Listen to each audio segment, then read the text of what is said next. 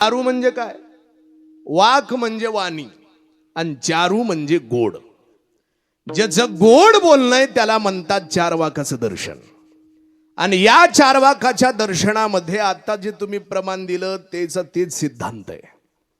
ते असं सांगतात, अरे कुठं भजन करता कुठं वारीला जाता म्हटले पायानं पायपीट करत करत काही करायचं नाही. मग काय करायचंय? ऋणम कृत्वा घृतम पिबेत. काय म्हणणं द्यायचं? सरळ बँकेमध्ये जायचं म्हणले कर्ज काढायचं. आणि कर्ज काढून काय घर नाही, तूप विकत घ्यायचं आणि खायचं. एक दिवस मरायचंच आहे ना. प्रमाणाला प्रमाण, हे चार वाकाचं प्रमाण आहे, त्याच्या मताला लागू होणार. काही माणसांची अशी मत आहेत म्हणून ते आपलं घरी बसतात, कर्ज काढतात, खातात. कारण माणसं काय म्हणतात आजकाल, ज्याच्यावर कर्ज तोच मर्द म्हणले. आता हे आजला कुठला मर्द आला? कर्ज काही चांगली गोष्ट नाही, पण त्या चार वाकाचं दर्शन तसं आहे, आपण करत नाहीत महाराज. ते जन्माला आल्याच्या नंतर प्रत्येक इंद्रियानं काय काय करावं याचं दिग्दर्शन तुकोबाराय करतात. हो, ज्ञानोबाराय सुद्धा सांगतात, रुनु झुनु रे भ्रमरा सांडी तू अवगुनु रे भ्रमरा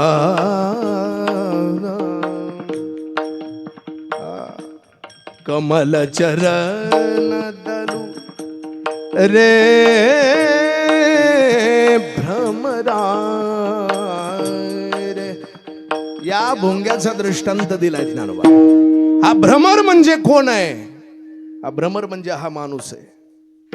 हा म्हणजे जन्माला आलेला प्रत्येक जण त्याच्या संबंधानं महाराज उपदेश करतात. या प्रत्येक संसारातल्या विषयावर या विषयाचा थोडा सुगंध, त्या विषयाचा थोडा सुगंध घेत चाललोत आपण सगळेजण. जातात बरोबर माणसं, कारण लेबलच तसं लागलंय. जाहिरातीला लई किंमत असते. काही जरी नसलं, फाटका असलं, जाहिरात चांगली टकाटक असली की माणसं तिथे येतात. काहीच नाही ना खरं, पण पोस्टर लागले की तशी जाहिरात. या प्रत्येक विषयावर एक चमकीदार कापड लागलेलं आहे आणि त्या कापडावर आकर्षित होऊन प्रत्येक जीव तिथं जातो. महाराज सांगतात, तिथं जाऊ नको, विषयाच्या ठिकाणी जाऊ नको. सांडी तू अवगुणू रे भ्रमरा रे. नामस्मरण करत राहा परमात्म्याचं, कारण साधू संतांना त्याच्याशिवाय दुसरं काही केलं नाही महाराज. तुकोबाराय सांगतात, प्रत्येक इंद्रियाला दिले इंद्रिय, हात पाय कान, डोळे मुख बोलाया वचन, जेणे तू जोडसी नारायण, नाझे जीवपण भवरोग.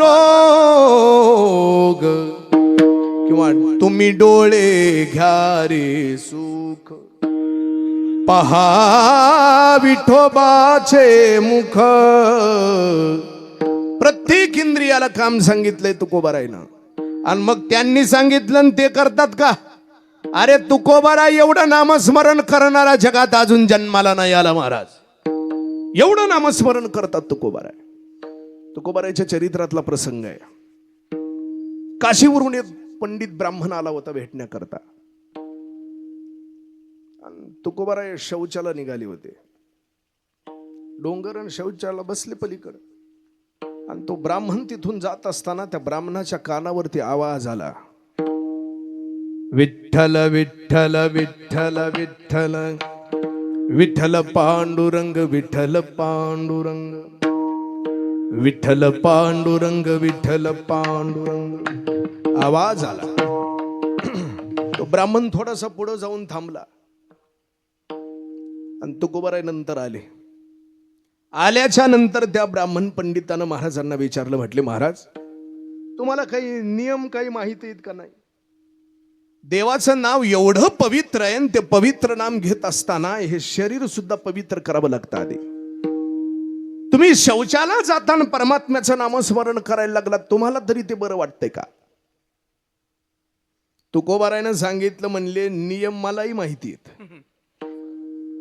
हो श्यामराव, तुम्हाला सांगेल मी नियम मलाही माहित आहेत म्हणले, पण काय करू ती ऐकतच नाही.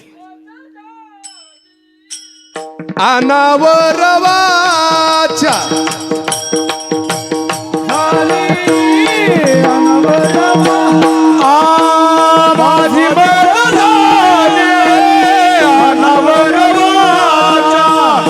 माझी माझी मज झाली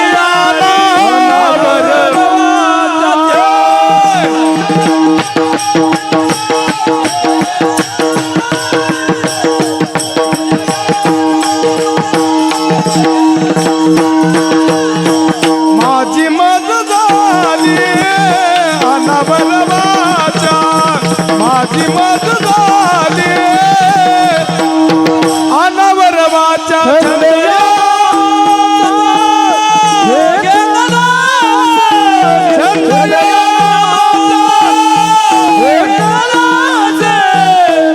मज झाली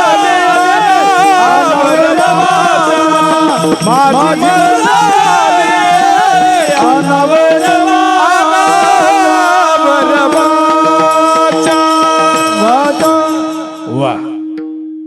माझी मजा झाली अनावर वाचा छंद या नामाचा घेतला जे रे रे. अरे ती ऐकत नाही म्हणले मी काय करू, मला सगळं माहित आहे, हातपाय तोंड धुवून नंतरच भजन करावं, पण ती ऐकत नाही. ती म्हणजे कोण आहे यायला का लक्षात? ती कोण आहे ही? ती म्हणजे ही जीभ. ऐकतच नाही म्हणली किती बी सांगितलं. मग तुमचे पोरं ऐकतात का तुमचं? तुम्हाला विचारायलो मी, ऐकतात? हो, तसं हे तुकोबारायचे इंद्रिय तुकोबारायना ऐकत नव्हते महाराज. आणि त्या इंद्रियांना नामस्मरण घे म्हणून शिकवणारे हेच,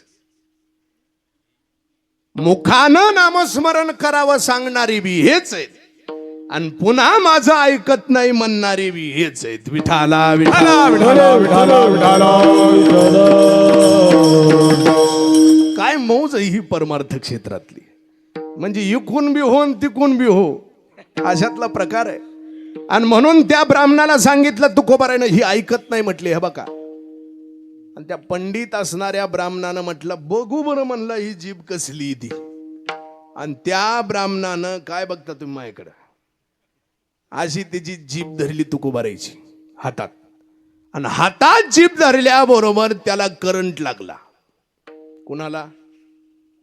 ब्राह्मणाला. करंट लागल्याच्या नंतर आतापर्यंत फक्त तुकोबारायची जीभ विठ्ठल विठ्ठल म्हणत होती, आणि करंट लागल्याच्या नंतर आता ब्राह्मण सुद्धा विठ्ठल पांडुरंग विठ्ठल पांडुरंग विठ्ठल पांडुरंग विठ्ठल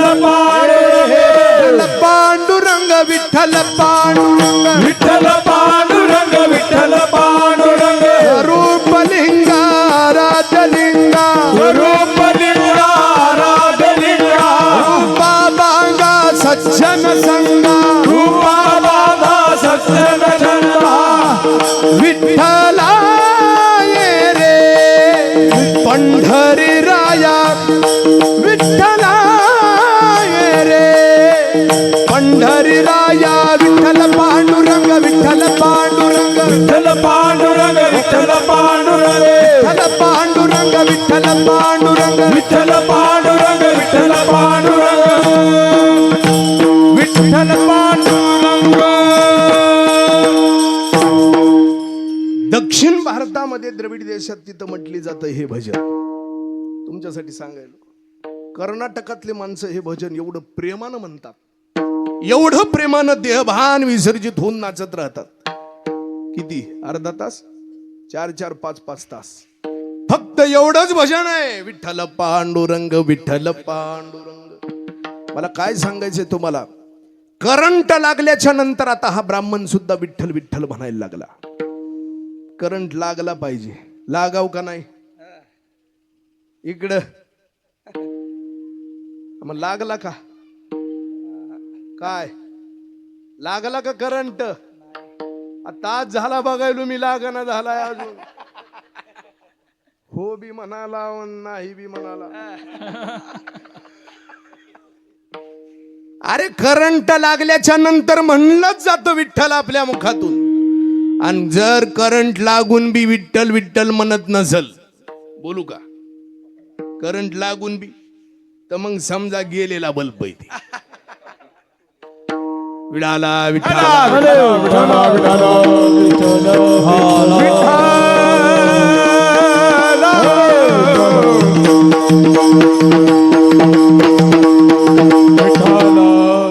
लागायला का नाही अजून? लागाव याच्यासाठी चालू आहे हे सगळं. करंट लागला पाहिजे आपल्याला. त्याच्याकरता प्रल्हादाचे चरित्र फार मस्त आहे. आता वेळ नाही माझ्याकडं. प्रल्हादाचं चरित्र आम्ही 3 तास सांगितलं. 3 तास. श्रीमद भागवत कथा झाली पंढरपुरात. त्याच्यात नंबर 1 आमची किसन महाराज होती की हो, तब्बल 3 तास एकच चरित्र. त्या चरित्रामधून हे आपल्याला प्रकर्षानं जाणवतं. शरण जाऊ दारा, शरण जाण्याकरता सांगतात. हे शरण का जायचं? देवालाच का शरण जावं? याच्या पाठीमागं काही कारण परंपरा आहे. जवळपास 15-20 कारण काढलीत मी त्याची. देवालाच का शरण जाव तितके सांगत नाही. एकदम सगळे एकाच कीर्तनात सांगत असतात का? जेवढं होईल तेवढं सांगतो. का शरण जावं? कारण परमात्म्याचे आपण सगळेजण अंश आहेत. परमात्मा सांगतात गीतेमध्ये, ममैव अंशो जीवलोके जीवभूत सनातन. ममैव अंशो, माझेच अंश आहेत. आणि म्हणून नियम असा आहे, अंशानं जर शरण जायचं असेल तर अंशीलाच शरण जावं. गंगेला जर शरण जायचं असेल तर तिनं समुद्राला शरण जावं. लेकराला जर शरण जायचं असेल तर त्या लेकरानं आईला शरण जावं. म्हणून या प्रत्येकाच्या शरणागतीचा विचार सांगितलेला आहे. ज्ञानोबा सांगतात, तया अहं वाचा चित्तं देवो निया शरणरी महोदधी काग रिघाले जैसे.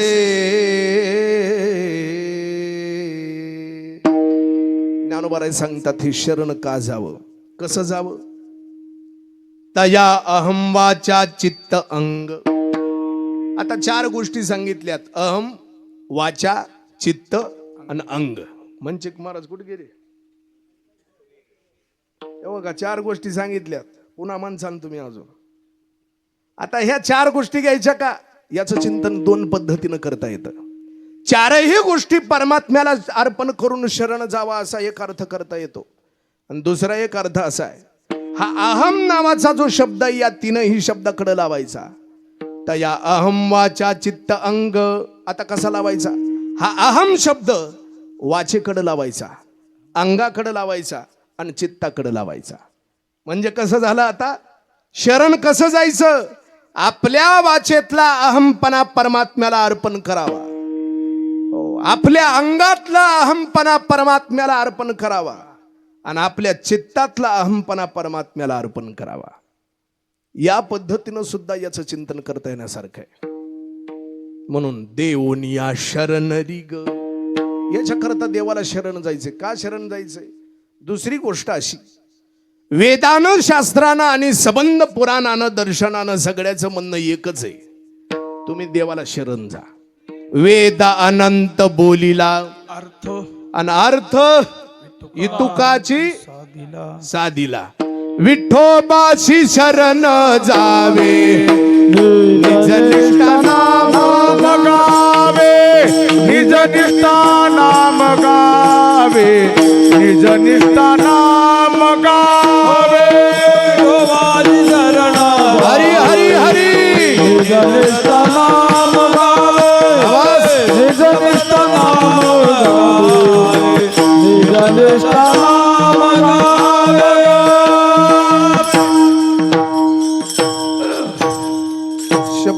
लक्ष द्या शब्दाकडे, विठोबाशी शरण जावे. कोण सांगितलं? कोणाचं म्हणणं आहे? हे म्हणणं आहे वेदाचं. वेद अनंत बोलिला, एवढाच अर्थ काढलेला याच्यामधून की परमात्म्याची शरणगती पत्करा. आणखी कोण सांगतं? आमचे नामदेवराय महाराज सांगतात परमात्म्याला शरण जा.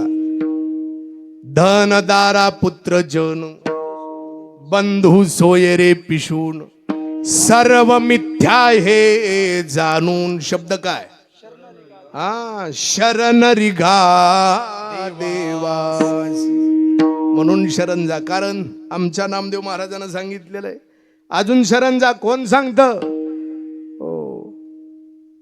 त्या म्हणून प्रभू रामचंद्राचं वर्णन करत असताना असं सांगितलंय, लोकाभिरामम रणरंगधीरम राजीवनेत्रम रघुवंशनाथम कारुण्यरूपम करुणाकरंतम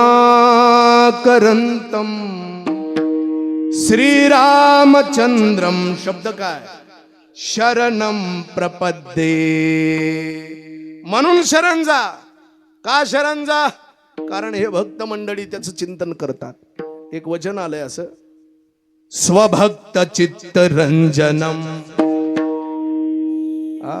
समस्त पाप खंडनम स्वभक्त चित्तरंजनम सदैव राममद्वयम. आपल्या पापाचा नाश करायचा असेल तर परमात्म्याला शरण जा. मनवोनी शरण जावे, मनवोनी शरण जावे, मनवोनी शरण जावे, मनवोनी शरण जावे. सर्व भावे देवासे, सर्व भावे देवासे. तो हा उतरिल पारा, तो हा उतरिल पारा. सर्व भावे देवासे, सर्व भावे. तो हा उतरिल पारा, तो हा उतरिल पारा. वा जानकीराम. आपल्या परभणी जिल्ह्यामध्ये आणि हिंगोली जिल्ह्यात आणि तब्बल मराठवाड्यात असला माणूस पकवाज लावणारा कुठं सापडायचा नाही. नाही नाही, खरंच आहे. कृष्णा महाराज बुवा, तुम्ही तिथं जवळ आहे, तिथून कळतं त्याला कुठलं घर खाली ती वड घेतात. मग ते कीर्तन चालू असलं नाही, पण तुमचा हात कोणी धरत नाही जानकीराम बुवा. धरले तर पायच.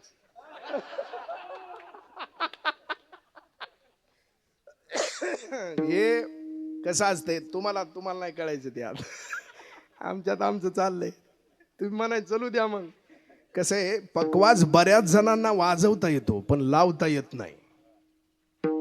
कसं पांडुरंग महाराज, वाजवणाऱ्याला लावता येईलच असं काही सांगता येत नाही. पण ती बुवा तुम्ही असल्यावर काही काळजी नाही इकडं कुठं बी, फक्त येत जा. हा, मी लहानपणापासून बघतो त्याला. स्वर म्हणजे स्वरच लागणार त्याचा. आणि म्हणूनच मनवोनी शरण जावे आणि सर्व भावे देवाशी. नाटाच्या अभंगामध्ये सुद्धा महाराज सांगतात तुकोबाराई शरण का जावं. ऐका, शरणागता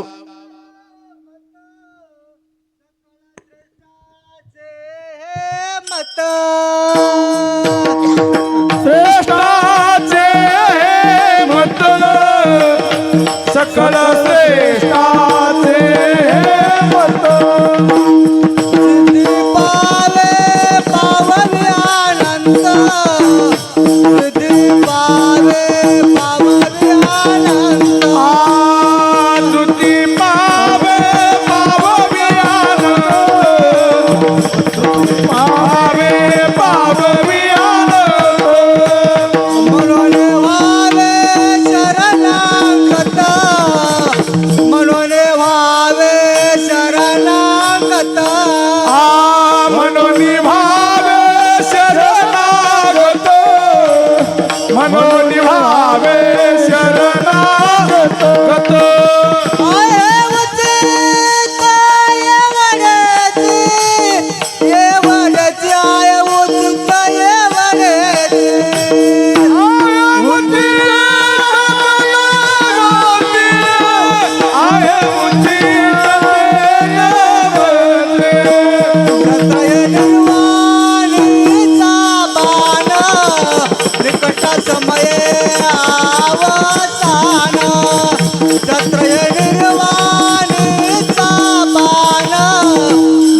आता समय अवसान शब्द हा निर्वाणीचा भाग शब्द हा निर्वाणीचा भाग शब्द हा निर्वाणीचा भाग शब्द हा निर्वाणीचा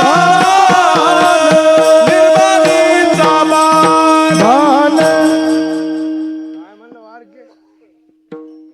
हा सकळ श्रेष्ठाचे हे मत या ऐकूची ना मला वय झालं आता त्याच्यामुळं काय नाही शरण जायचं एवढंच आहे म्हणून रिगावे शरण.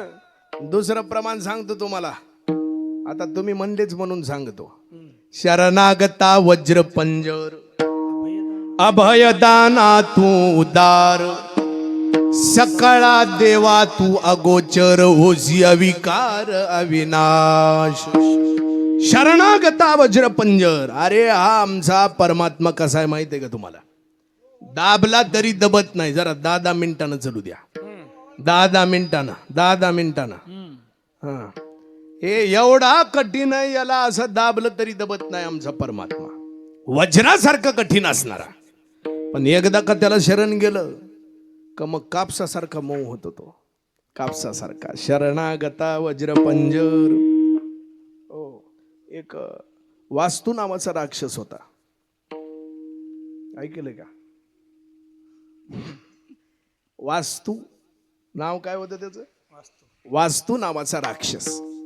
तपश्चर्या केली, वरदान प्राप्त करून घेतलं. देवांना आणि मानवांना त्रास द्यायचा हा राक्षस.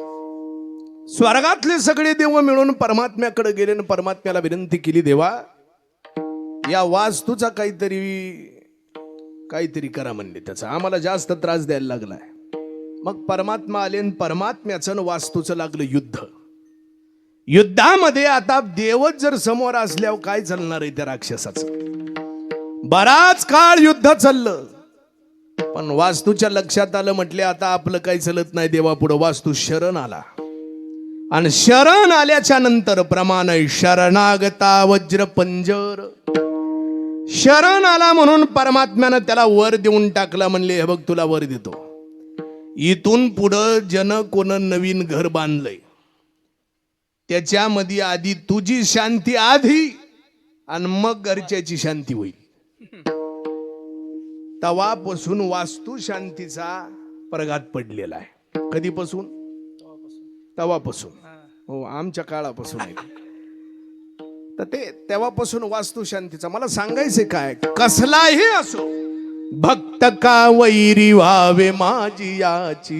हो, पण परमात्म्याला शरण एकदा का आला रे आला का मग त्याचं कल्याणच कल्याण आहे. काय करतो? उदार असणारा परमात्मा आहे, काही करण्याकरता तयार होतो महाराज.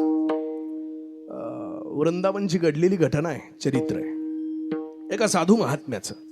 इजन महाराज ते साधू असे वृंदावनातून जात असताना बाकीचे लोक त्यांच्याकडे पाहायचे, म्हणायचे ओ जज साहब जा रहे हैं. जज साहब. काही माणसांनी विचारलं, म्हटले अहो तुम्ही ते साधू दिसतात आणि तुम्ही त्यांना जज असं का म्हणता? तर ते म्हटले त्याच्या पाठीमागे एक कारण आहे. काय कारण आहे? म्हटले हे इथं साधू होण्याच्या अगोदर जजच होते, म्हणूनच त्यांना जज म्हटलं जातं आता सुद्धा. मग हे साधू कसे झाले? त्याच्या पाठीमागचं कारण आहे. परमात्मा काय काय करतो शरण गेल्याच्या नंतर ते सांगतोय मी तुम्हाला. एक कोणता तरी जिल्हा द्रविड देशामध्ये, तिकडच त्या जिल्ह्यामध्ये मग ते कोर्ट आणि तिथे एक छोटस गाव होतं आणि त्या गावामध्ये राहणारा एक केवट. या केवटाचं प्रभू रामचंद्रावरती एवढा भाव होता, एवढा भाव की काही जरी झालं तरी त्याच्या मुखातून एकच शब्द यायचा, जो कुछ जाने रघुनाथ जी जाने, मैं कुछ न जानू. मला काही माहित नाही, जे काही असेल ते परमात्मा बघून घेईल. मग कोणी विचारलं काय चाललंय तुमचं? आता आपण असं म्हणतोच की काय चाललंय तुमचं? उत्तर काय? बरं पण त्या महात्म्याचं असं होतं, त्या केवटाचं, केवटानं सांगायचं जो कुछ जाने रघुनाथ जी जाने मैं कुछ न जानू. आणि एवढा भोळा होता राहण्याकरता म्हणून गावात सगळे जण त्याला भोळाच म्हणायचे. ओ भोला जा रहा है. आणि एक दिवस असं झालं, आता या केवटाला 2 मुलं आणि 1 मुलगी. मुलगी लग्नाला आलेली. आता लग्न करायचंय म्हणून त्याच्या 2ही मुलांना सांगितलं, म्हटले तुम्ही सावकाराकडून एक कर्ज काढा, पैसे घेऊन या,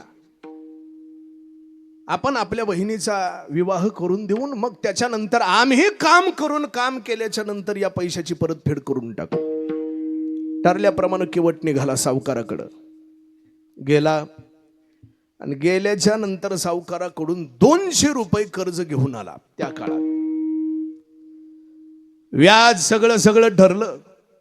पैसे घेऊन आल्याच्या नंतर मग इकडं मुलांनी त्या बहिणीचं लग्न थाटामाटात लावून दिलं. काम वगैरे केली, पैसे कमवले आणि केवटाजवळ आणून दिले. म्हटले हे घ्या, ज्या कुणाकडून तुम्ही आणलेलं आहे हे त्याचं त्याला परत करा. केवट पैसे घेऊन निघाला. सावकाराकडे गेला आणि सावकाराला सांगितलं ही रक्कम, हे याचं एवढं व्याज आहे, हे घ्या. मग त्या सावकाराने एक रसीद तयार केली, चिठ्ठी. सगळं जमा झालं म्हणून, मुद्दलही जमा झालं आणि व्याजही जमा झाली अशी चिठ्ठी लिहिली आणि त्या केवटाच्या हातात दिली आणि सांगितलं वाच. केवटानं सांगितलं जो कुछ जाने रघुनाथ जी जाने मैं कुछ न जानू. मला काही माहित नाही म्हटले, जे जाणणार आहे तो परमात्मा आहे. ती चिठ्ठी काही वाचली नाही. सावकाराच्या मनात पाप आलं. सावकारानं त्या केवटाला सांगितलं जा पाणी घेऊन ये. पाणी घेण्याकरता केवट तिकडे गेला. तेवढ्यामध्ये चिठ्ठीची आदला बदल केली सावकारानं. दुसरी एक चिठ्ठी घेतली आणि त्याच्यावर काहीतरीच लिहिलं आणि पाणी घेऊन आल्याच्या नंतर त्याला सांगितलं हीच तुझी रसीद आहे, घेऊन जा. आता परमात्म्याचं ते सगळं फिटलं म्हणून त्याच्या मनात तेवढंच आहे. घरी आला, रसीद एका अलमारीमध्ये ठेवली आणि मुलीचं लग्न झाल्यापासून आता हा केवट घरी नाही राहिला. भगवान प्रभू रामचंद्राच्या मंदिरामध्येच राहणं याचं आहे. दुसरीकडे काहीच नाही. एकच काम त्याला, काय सिर पर सीताराम किसी से अब क्या कहना, सिर पर सीताराम फिकर फिर क्या करना, क्या करना क्या करना, फिकर फिर क्या करना, सिर पर सीताराम फिकर फिर क्या करना. पितु रघुवर श्री जानकी मैया, पितु रघुवर श्री जानकी मैया, पितु सिर की जानकी मैया, फिर क्यों परेशान हो भैया, फिर क्यों परेशान हो भैया, कटेंगे कष्ट अपार फिकर फिर क्या करना, सिर पर सीताराम फिकर फिर क्या करना. अरे ज्याच्या डोक्यावर प्रभू रामचंद्र विराजमान आहेत त्याला कशाची फिकर आली महाराज. आता हे प्रमाण हिंदी मधून का घटना तिकडची घडलेली म्हणून हे प्रमाण सुद्धा हिंदीतलेच आहेत त्याच्याकरता. दुसरीकडे कुठंच जायचं नाही, फक्त मंदिर एक मंदिर धरलं त्यानं. कारण जामू कहा तज चरण तुम्हारे, जाऊं कहा तज चरण तुम्हारे.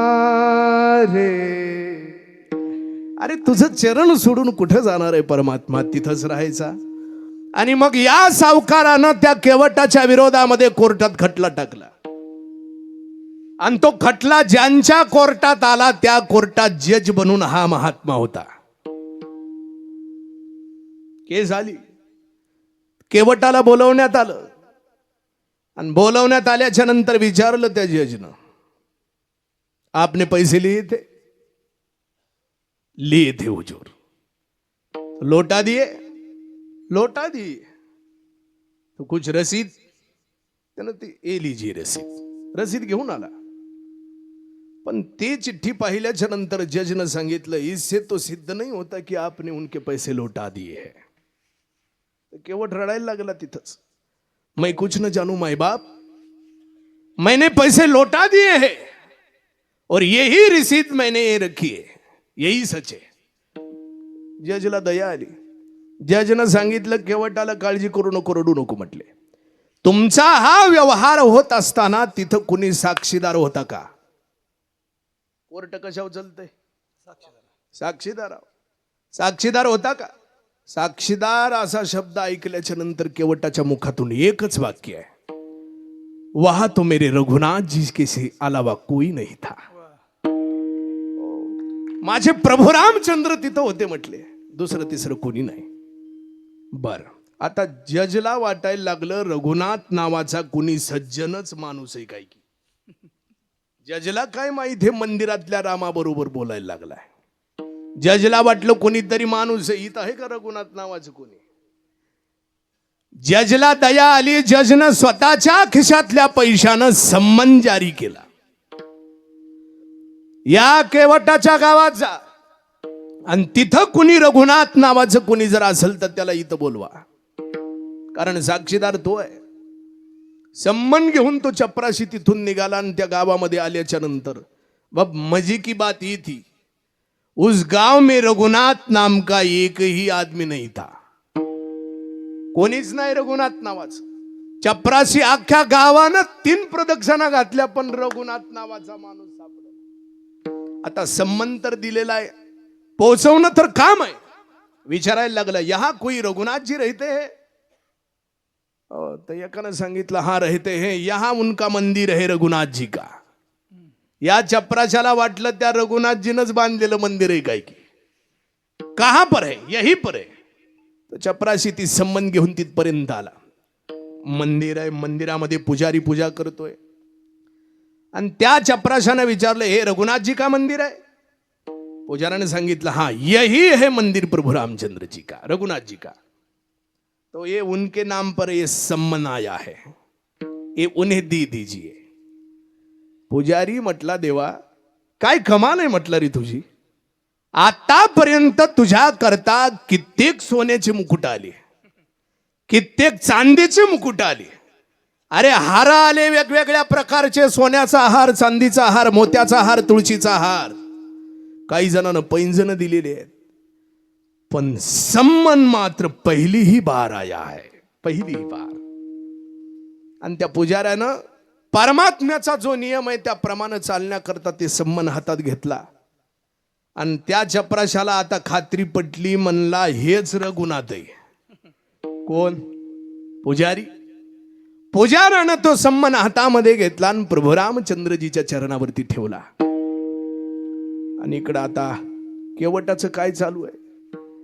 केवटाचं काही डोक्यामध्ये नाही, कारण जे काही करणार आहे, जो कोई जाने हो रघुनाथ जी जाने, मैं कुछ न जानू।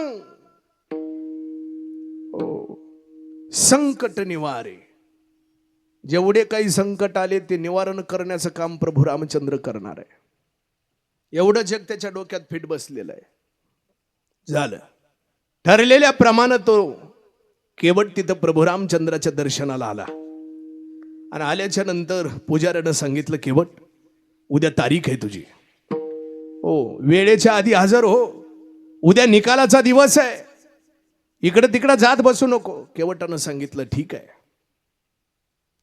आणि त्याप्रमाणे केवट तिथून निघून गेला। आता केवटाची काही जिम्मेदारी नाही, आता जिम्मेदारी कुणाची असेल तर ती प्रभू रामचंद्राची आहे। झालं दुसऱ्या दिवशी पुजारी आता या दिवशी मात्र लवकर उठला, स्वतःचं स्नान वगैरे केलं, परमात्म्याला आंघोळ घातली, सुंदर असे कपडे परिधान करायला दिले परमात्म्याला। का? कारण जावं लागल ना, देवाला नाश्ता म्हणून शिरा तयार केला पुजाऱ्यानं, कारण नाश्ता करून गेले तर बरोबर जातील, नाही तर तिथं कुठं नाश्ता करतील। हो, पुजाऱ्यानं शिरा केला आणि त्या शिऱ्याचा नैवेद्य प्रभू रामचंद्राला दाखवला आणि डोळे असे पाण्यानं डब डब डब डब भरून आले पुजाऱ्याचे. पुजाऱ्यानं सांगितलं, आतापर्यंत तुम्हाला मी काही नाही बोललो, पण एकच विनंती देवा, हो, तुम्हाला मात्र त्याच्याकरता तिथं जावं लागणार आहे, कारण उसका आपके सिवाय और कोई नहीं है. आणि झालं महाराज, तो पुजारी रडायला लागला आणि भावना अशी की आता प्रभू रामचंद्राला तिथून जायचंय. कोर्टामध्ये आता हे सगळं जण चालू आहे. जजनं सांगितलं, बोलाव रघुनाथजी को बुलाव. आणि बोलाव म्हटल्याच्या नंतर आता ते ह्याला विचारलं, त्या केवटाला, अरे म्हटले तू झूठा नाम काहे को दे दिया रे संबंध में, रघुनाथ जी नाम का एक भी आदमी नहीं था उस गांव में. केवटनं सांगितलं, कस काय, खोटं नाही दिलं म्हणला, रघुनाथ जी सब जगह रहते, और सब जगह रहते तो वही पे भी थे, मैंने क्या झूठा लिखा दिया क्या. झालं, कोण आहे रघुनाथ जी. आणि मग ते शिपायानं तिथं हाजरी लावतात बघा, तशी 3दा पुकारल्या जातं नाव, रघुनाथ जी हाजिर हो, रघुनाथ जी हाजिर हो, रघुनाथ जी हाजिर हो. असं पुकारल्याच्या नंतर 3 बार ऐसी हाजिरी हुई. उसके बाद एक वृद्ध की चाल में भगवान प्रभु रामचंद्रानं एका म्हाताऱ्याचं रूप धारण केलं.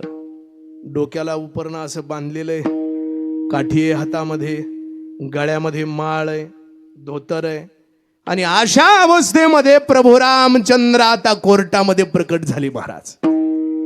तिथूनच हात करायला लागले, आ रहा हूं, आ रहा हूं. आणि तिथं गेल्याच्या नंतर उभारले त्याच्यात. जजनं विचारलं, या दोघांच्या व्यवहारामध्ये आप वही पर थे. त्यावेळेस सांगितलं, म्हटले हा मैं वही पर था. इन्होंने पैसे दे दिए, ब्याज भी दे दिया, और रसीद. देवानं सांगितलं, म्हणले रसीद इस साहूकार के घर के कपाट में रजिस्टर में छुपाई हुई है. अरे देवापासून काय लपलं जातं महाराज.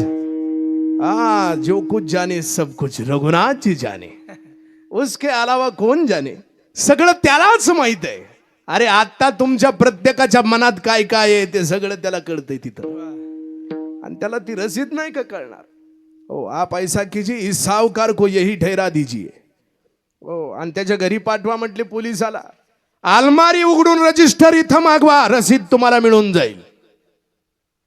झालं, रजिस्टर मागवलं, रसीद काढली. रसीद मध्ये स्पष्ट लिहिलेलं आहे, व्याजही दिलेलं आहे, मुद्दलही दिलेली आहे. सावकाराला शिक्षा दिली जजनं. आणि शिक्षा दिल्याच्या नंतर आता साक्षीदार कधी निघून गेला कुणालाच माहित नाही, कारण परमात्मा कुठून येतून कसा जातो काही सांगता येत नाही महाराज. देव निघून गेले, आणि निघून गेल्याच्या नंतर केस संपली, सगळं झालं. या जजनं त्या केवटाला चेंबर मध्ये बोलवून घेतलं. त्याला चेंबर म्हणतात पा. तुम्हाला कधी आहे का माहित नाही. येऊ नये कोणाच्या नशिबाला ती कोर्ट. हे बघा, 2 गोष्टी त्या, कोर्ट आणि दुसरा दवाखाना. कोणाच्याच नशिबाला येऊ नये. वैरी असेल तरी सुद्धा आयुष्यातून उठवून टाकतात या 2 गोष्टी. हो, असो, वाढत जाईल आता ते. पुन्हा जजनं चेंबर मध्ये बोलवलं आणि केवटाला विचारायला लागले जज, काय ओ रघुनाथजी कोणते. केवटानं सांगितलं, म्हणले ओ जिनका मंदिर था ये वही थे. जजनं सांगितलं, म्हणले यांचं मंदिर म्हणजे यांनी मंदिर बांधला असा तर अवतार दिसत नव्हता म्हणले त्यांचा, आणि मंदिराचा पुजारी म्हणाव तर पुजारी दिसत नव्हता. चपराशाला बोलवलं, चपराशाला कोण, हेच होते का रघुनाथजी, संबंध तूच दिले ना. चपराशी घाबरायला लागला, म्हटला साहब ये रघुनाथ जी नहीं थे, मैंने दूसरे के हाथ में संबंध दे दिया था. तो पुजारी होता, त्याला काय माहित हा रघुनाथ आहे म्हणून. झालं, जजनं केवटाला विचारलं, काय भानगड आहे. केवटानं सांगितलं, जिनका मंदिर था वही रघुनाथ जी थे. जजनं पुन्हा विचारलं, तो तुम कहाँ रहते हो. मैंने मैं रघुनाथ जी के पास. रघुनाथ जी वो मेरे पास ही रहते हैं और तुम दोनों हम आस पास रहते हैं, बोला। अच्छा, तो रघुनाथ जी कौन है जिनका मंदिर तो वो नहीं दिख रहे थे? केवटानं सांगितलं, जो मंदिर में विराजमान है वो रघुनाथ जी है। आता मात्र या जजच्या डोक्यामध्ये लाईट पडला. जजच्या डोळ्याला धारा लागल्या महाराज. जज असा उठला आणि उठून तिथून निघाला महाराज. तडकच घराच्या दिशेनं धावत पळत निघाला. येणारी जाणारी सगळी मंडळी बघायला लागली, कारण हा जज आज का पळत जायला लागलाय. त्याला कारण विचारलं, त्यावेळी जजनं सांगितलं, शुक सारद नारद शेष गणेश हूँ के नहीं ध्यान में आते रहे, सोई आज बिनीत अदालत में केवटा के गवाह कहाते रहे, आज बिनीत. अरे हे शुक सनकादिक नारद यांच्या ध्यानातन मनात न येणारा परमात्मा आज या केवटा करता गवाह बनून, साक्षीदार बनून या कोर्टात आला. मग तुम्ही का रडता? तर त्याचं कारण आहे म्हटले, कुर्सी पे बना, कुर्सी पे बना जज बैठा रहा, खड़े जगदीश समझाते रहे, कुर्सी पे बना जज. दुःख मात्र एवढ्याच गोष्टीचं आहे की परमात्मा माझ्या समोर उभे होते आणि मी मात्र खुर्चीवर बसलो होतो. दुःख याच आहे. अरे एक दिवस असा येणार आहे, या जगाच्या मालकाच्या कोर्टात आपल्यालाही उभं राहावं लागणार आहे. पण माझ्याकडून एवढी मोठी चूक घडली की जगाचा मालक मला समजावण्याकरता उभा आहे, मी मात्र खुर्चीवर बसलो. कुर्सी पे बना. आणि त्या दिवशी त्या जजनं एक पत्र लिहिलं आणि त्याच्यात राजीनामा देऊन टाकला जज पदाचा. आणि वृंदावनामध्ये तो महात्मा फिरायला लागला. फिरत असताना प्रत्येक मंदिरात जात नव्हते दर्शनाला ते जज. बाहेरूनच माती लावायची डोक्याला, दर्शन तिथूनच हात जोडायचे. का? कारण त्याचं कारण होतं, ते जज म्हणायला लागले, माझी लायकी नाही देवा तुझ्या समोर उभा राहायची. तेरे दर पे आने के काबिल नहीं. इथं आलो ते खरंय, पण आतमध्ये तुझं दर्शन घेण्याकरता माझी लायकी नाही. मला सांगायचं काय, आता हे फार सुंदर आहे, हे हिंदीत चालणार आहे. एवढाच आनंद असेल, हे मराठी हिंदी मिक्स आहे तरी आपलं पूर्ण हिंदी तुम्हाला कळायचं नाही म्हणून मला दोन दोन बोलावं लागायले. अवघड गोष्टी सगळ्या. काय करतो परमात्मा? शरण गेल्याच्या नंतर पूर्ण भाव, सर्व भावे आलो तुझशी.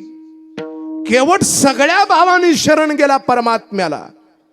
म्हणून रघुनाथ जी केवटा के गवाह कहाते रहे. म्हणून शरण जाऊ दारा पांडुरंगा विठोबा रखो आये बारक माये, हो बारक माये, हो बारक माये, हो बारक माये, हो बारक सुंदरी नवरवारी